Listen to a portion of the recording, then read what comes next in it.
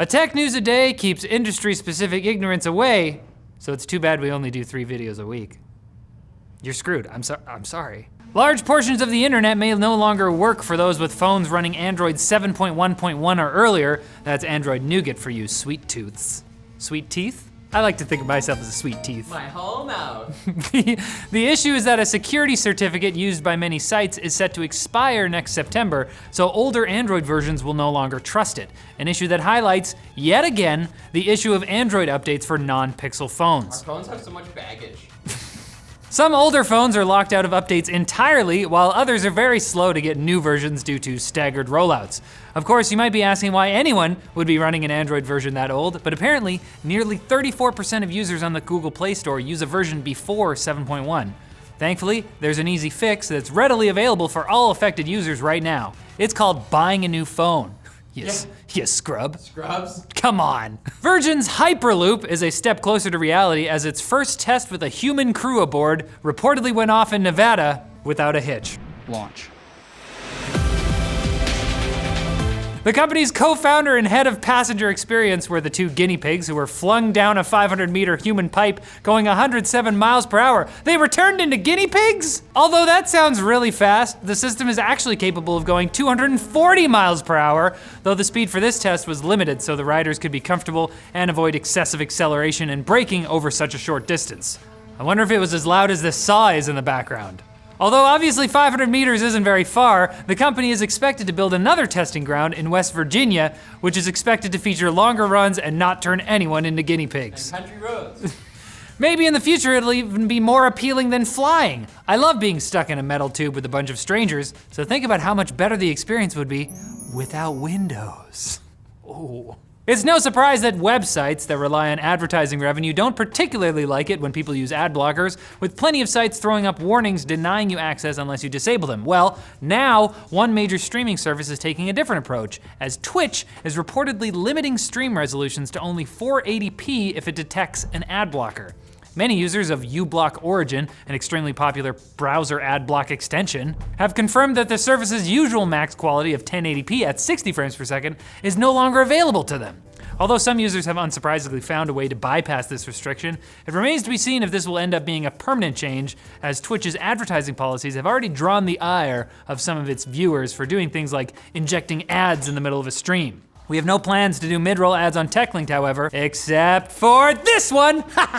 Today's Quick Bits are sponsored by the Corsair K100 RGB gaming keyboard with cutting-edge performance, style, durability, and customization options. It has a refined design with a tough aluminum frame, dynamic per-key RGB lighting, and Corsair's 44-zone 3-sided light edge. Light edge. Ooh, which gives you RGB around the keyboard itself. Light edge. It's not on the keyboard, it's just in the air. And its Cherry MX Speed RGB silver switches are guaranteed for 100 million keystrokes, so check it out today at the links below. Whoosh, on to the Quick Bits! If you've used Google Photos on your phone lately, you might have noticed that a color pop feature that was previously available to everyone is now behind a paywall. Yeah, I love that!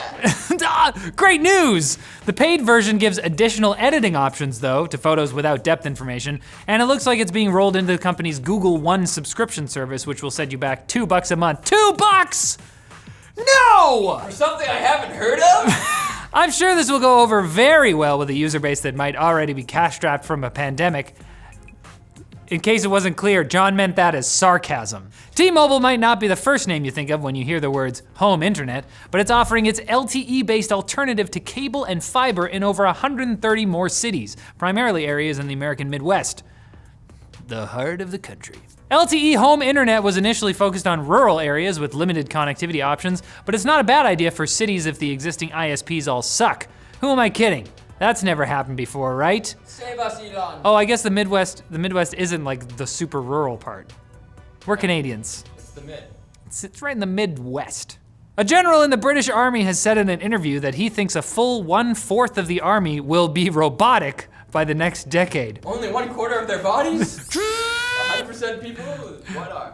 There are no firm dates yet, but he wouldn't be surprised if robots saw frontline combat, especially as the UK has had problems recruiting enough soldiers. Hopefully, that rollout will happen without a hitch and we won't end up living in the Terminator franchise. My question is Has anybody asked the robots how they feel about this? Not even the robots want to be in the Terminator franchise. Carbon Critters Movie Podcast. Subscribe today. After 8 long years, Halo 4 will finally be released next week on PC after beta testing ended this weekend. The game was originally released on Xbox 360 in 2012, and next week's release marks another step towards the entire main Halo series being playable on PC, with Halo 5 now being the only exception. Maybe we'll see that one in 2028? Taking them so long? No, way before then, John. They're coming fast. Time to get my old gang back together. Hop in the war dog, boys. Time to recruit a squad of 13-year-olds to call other people's moms bad names. And McDonald's is joining other food chains in introducing a plant-based meatless patty that it's fittingly calling McPlant. That's horrible. That's so bad. McPlant! Would you like to order McPlant? The company is looking at putting it on everything from burgers to breakfast offerings, with test products rolling out in limited markets next year. Personally, I can't wait to shove a McPlant in my face, as I've already been eating McAnimal for years now. That's why it's funny. That's our show. Come back Wednesday for more tech news with no soy protein filler, unless it's these new soy protein stuff that's really good. They're not gonna have soy, probably, dude. They're not gonna have soy, John. Pea protein. Come on, John, Don't you like get with the. eating pea? Don't you love that?